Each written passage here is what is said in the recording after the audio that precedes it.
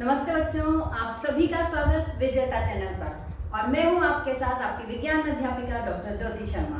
तो बच्चों, आप ये बताते हुए मुझे बहुत खुशी हो रही है कि आपके प्रयासों से हमारा जो चैनल है, हमारे जो वीडियोस हैं वो बहुत सारे लोगों तक पहुंच रहे हैं और बहुत सारे लोग, आपके फ्रेंड्स, आपके पढ़ने वाले जो रिश्तेदार हैं और कई सारे लोग जिनको इन वीडियोस की आवश्यकता है, वो सब इन वीडियोस को बहुत अच्छे से देख रहे हैं और इनकी सराहना भी कर रहे हैं। बच्चों, इससे पिछले वाले लेसन में हमने जो लाइफ प्रोसेसेस थे, जिसमें परिसंचरण तंत्र, श्वसन तंत्र और दो तरह के तंत्र थे, पाचन तंत्र, ये इन सब का अध्ययन किया था।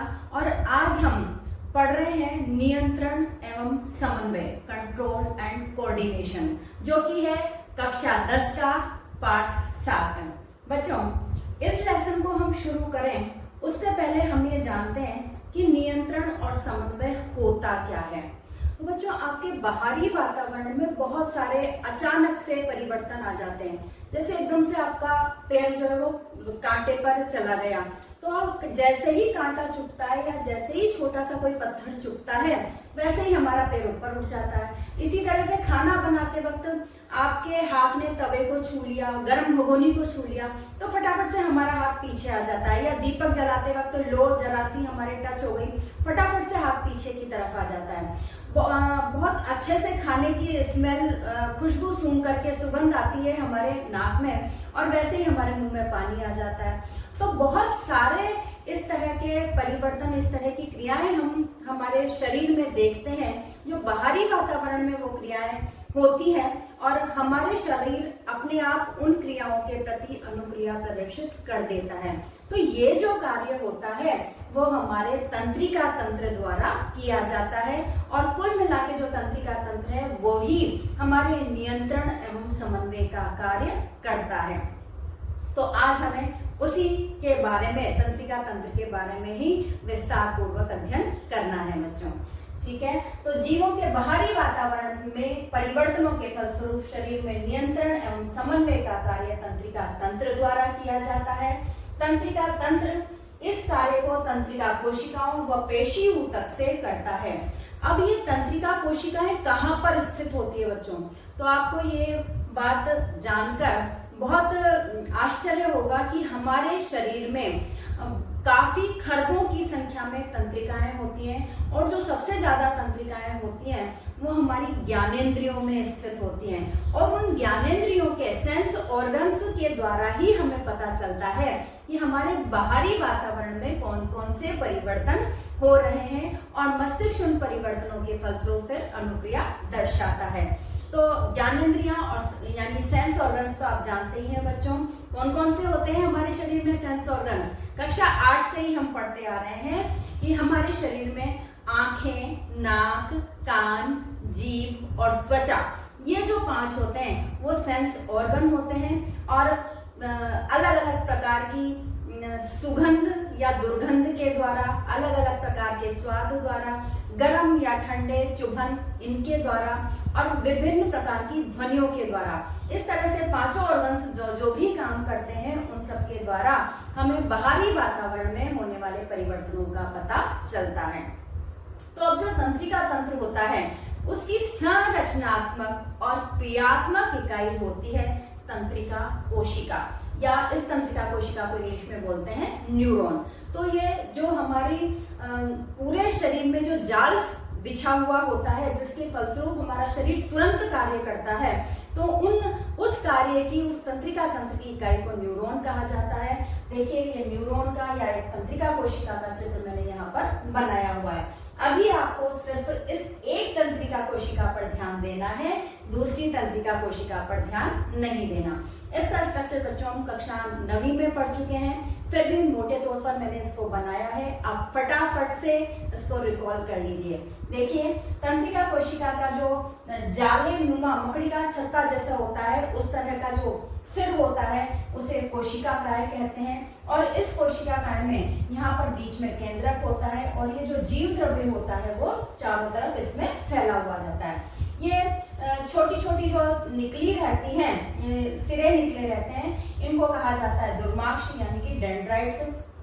एक जो द्रुमांश होता है वो लंबा हो जाता है, जो कि एक्सोन या तंत्रिकाक्ष कहलाता है, और ये तंत्रिकाक्ष पीछे की तरफ जाकर के इसका अंतिम सिरा बनाता है। तो इसके अंतिम सिरे में ये वाले जो एंड्स होते हैं वो एक्सोन टर्मिनल कहलाते हैं, और ये घुंडियों में जाकर के समाप्त होते हैं। तो ये जो घुंडियां या बल्ब होती हैं वो सिनेप्टिक नोब कहलाती हैं।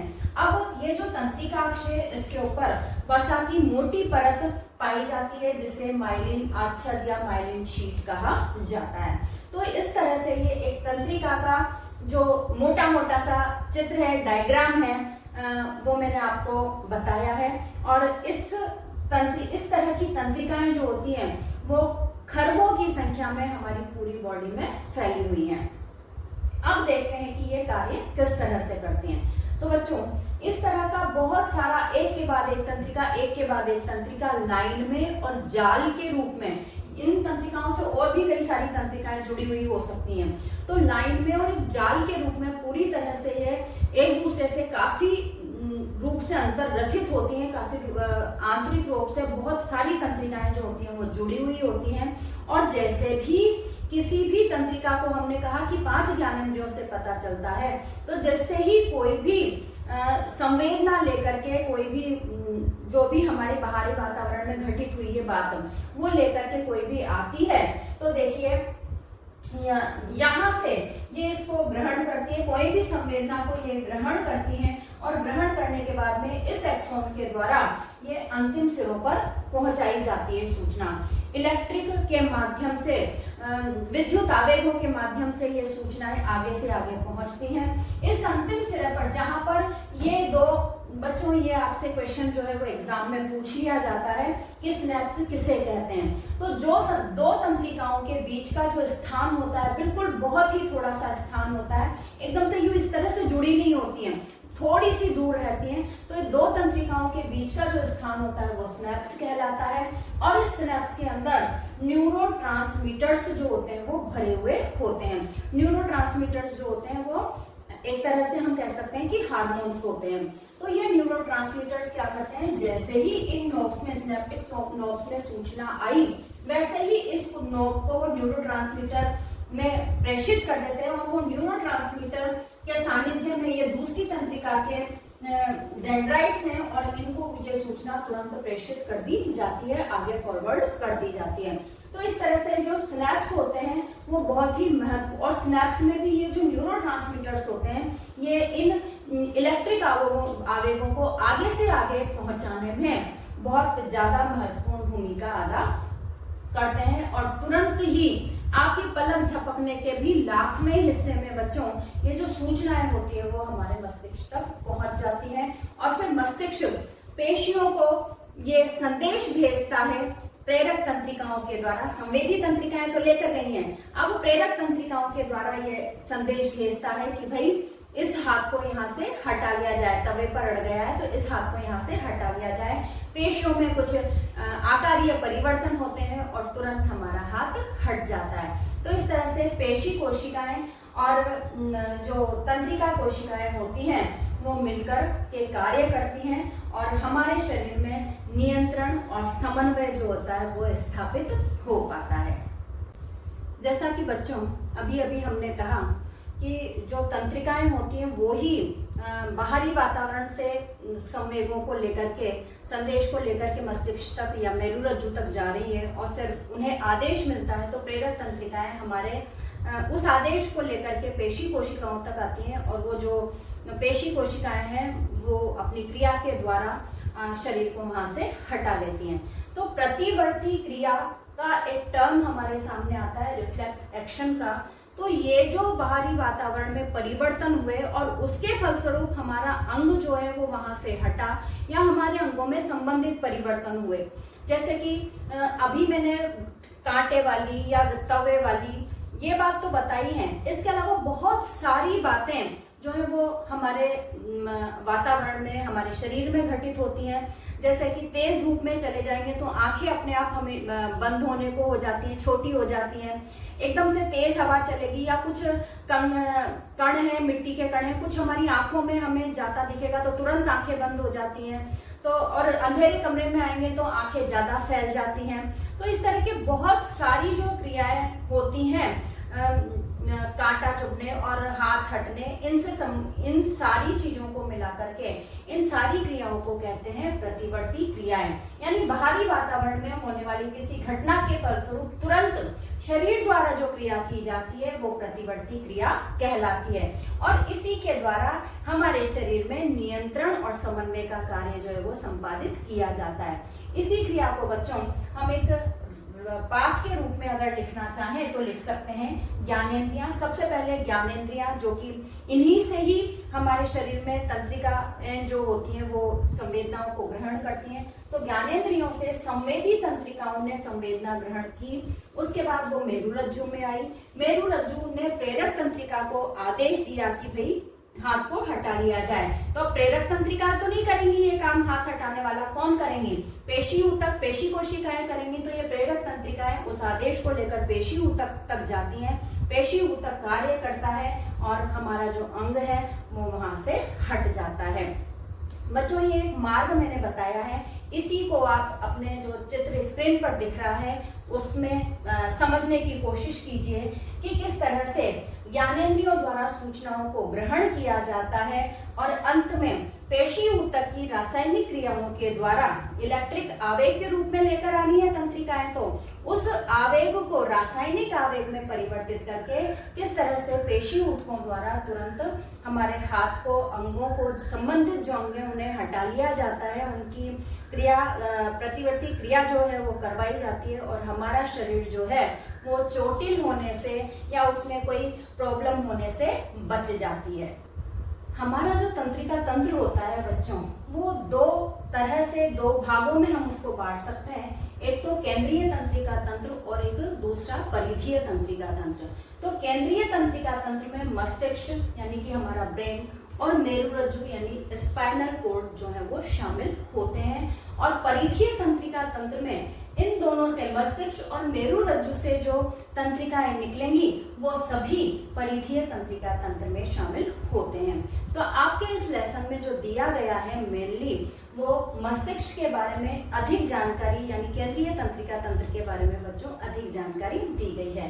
तो अब हम आ जाते हैं मस्तिष्क के भागों पर। तो हमारा जो मस्तिष्क होता है वो बहुत ही कोमल भाग होता है बच्चों, और कोमल भाग होने की सारा जो खेल है हमारी बॉडी का वो सब मस्तिष्क का ही तो है। इस वजह से मस्तिष्क को सुरक्षित रखने के लिए हमारा जो कपाल होता है, ये जो हड्डियों का कपाल है, ये कठोर कठोर सा जो दिखाई देता है, हड्डियों का कपाल जो है वो इसे सुरक्षित रखता है। ये जो कपाल होता है वो 8 हड्डियों से बना हुआ होता है और इसके नीचे फिर एक द्रव और पाया जाता है, प्रमस्तिष्क द्रव जो होता है वो आघातों से, अगर कभी कोई आघात लग जाए तो उन आघातों से सुरक्षा करने का जो कार्य है वो उस द्रव का रहता है। इस तरह से प्रकृति ने हमारे मस्तिष्क को बहुत ज्यादा सुरक्षा प्रदान की है। अब जो मस्तिष्क होता है उसका जो भार होता है वो लगभग 1.5 किलो के बराबर होता है बच्चों। यानी कह सकते हैं कि बहुत ही हमारी बॉडी का केवल 2% जो भार होता है वो हमारे मस्तिष्क का होता है। तो एक व्यस्त मनुष्य में लगभग 1.5 किलो वजन जो है वो हमारे मस्तिष्क का होता है। अब जो मस्तिष्क होता है वो 3 भागों में बटा हुआ होता है। अग्र मस्तिष्क जिसे फोरब्रेन भी कहते हैं, मध्य मस्तिष्क जिसे मिड ब्रेन भी कहा जाता है और पश्च मस्तिष्क जिसे हिंड ब्रेन भी कहा जाता है। बच्चों अभी आपको मैं इसके का चित्र बनाऊंगी, उससे पहले इसका चित्र आप देखेंगे उससे पहले आपको कि इन मस्तिष्क के कौन कौन से भाग होते हैं उनको समझना जरूरी है। तो आप चाहें तो इसे आप अपनी कॉपी में नोट डाउन भी कर लीजिए, जिससे आपको पता रहेगा कि हमारा जो मस्तिष्क होता है वो किन किन भागों से मिलकर बना हुआ होता है और वो भाग क्या क्या कार्य करते हैं। तो देखिए अग्र मस्तिष्क या फोरब्रेन जो होता है वो 3 भागों से मिलकर बना हुआ है, सेरिब्रम या प्रमस्तिष्क, थैलेमस और तीसरा होता है हाइपोथैलेमस। सेरिब्रम जो होता है बच्चों, आपको जो चित्र में या कभी आपने मस्तिष्क का फोटो देखा हो तो वो जो घुमाव जो होते हैं वो प्रमस्तिष्क के ही घुमाव होते हैं और जो 70% लगभग मस्तिष्क का वजन होता है वो इस प्रमस्तिष्क का ही होता है। कहा जाता है कि जितने ज्यादा घुमाव होंगे, वैज्ञानिकों ने पता लगाया है कि जितने ज्यादा घुमाव होंगे यानी प्रमस्तिष्क का क्षेत्रफल जितना ज्यादा होगा, व्यक्ति जो है वो उतना ही बुद्धिमान माना जाएगा। तो सभी प्राणियों में प्रमस्तिष्क का वजन मनुष्य में सबसे ज्यादा होता है, इसलिए मनुष्य जो है इस पृथ्वी का सबसे ज्यादा बुद्धिमान प्राणी माना जाता है। आगे के जो भाग हैं इनके बारे में हम पढ़ेंगे। मध्य मस्तिष्क जो होता है वो अग्र मस्तिष्क और पश्चिम मस्तिष्क को जोड़ने का काम करता है। बच्चों एक बात रह गई थी कि ये जो प्रमस्तिष्क है या सेरिब्रम है वो 4 लोब्स से मिलकर बना होता है, 4 भागों से मिलकर बना होता है। Frontal lobe, parietal lobe, occipital lobe और टेम्पोरल लोब। और इन चारों ही लोगों के अंदर अपने अपने जो केंद्र होते हैं, जैसे सुनने का, समझने का, निर्णय करने का, मेनली जो हमारे सोचने समझने से संबंधित जो निर्णय होते हैं या सोचने समझने से संबंधित जो कार्य किए जाते हैं वो प्रमस्तिष्क के विभिन्न लोगों के द्वारा ही किए जाते हैं। ठीक है, अब आ जाता है पश्चिम मस्तिष्क। पश्चिम मस्तिष्क यानी हिंड ब्रेन, ये भी 3 भागों से मिलकर बना हुआ होता है। सेरिबेलम जिसे अनुमस्तिष्क भी कहा जाता है, मेडुला और तीसरा होता है पोन्स। बच्चों अब आपके स्क्रीन पर जो चित्र दिखाया गया है उसे आप ध्यान से देखिए और ये जो सारी चीजें मैंने बताई है सभी तरह के प्रमस्तिष्क के 4 लोब, थैलेमस, हाइपोथैलेमस, मध्य मस्तिष्क और हिंड ब्रेन के 3 भाग सेरिबेलम, मेडुला और पोन्स, इन सबको समझने का प्रयास कीजिए।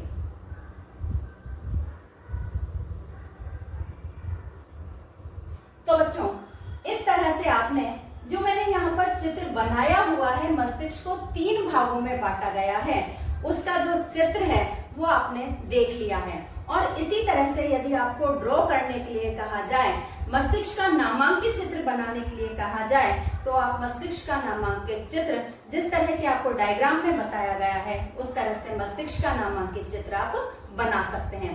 अब हम एक छोटे से वीडियो के माध्यम से देखते हैं कि किस तरह से ये जो विभिन्न भाग हैं वो अपने अपने कार्य करते हैं। बच्चों हमारा जो ब्रेन होता है वो हमारे पूरे भाग की तरह से लेफ्ट और राइट 2 भागों में बटा हुआ रहता है। अब लेफ्ट और राइट में सभी तरह से हमने जो पढ़े थे कि हमारे ब्रेन के 3 हिस्से होते हैं, फोर ब्रेन, मिड ब्रेन और हिंड ब्रेन। वो तीनों के तीनों स्थित होते हैं और ये तीनों मिलकर ही अपने अपने भागों के द्वारा कार्य करवाते हैं।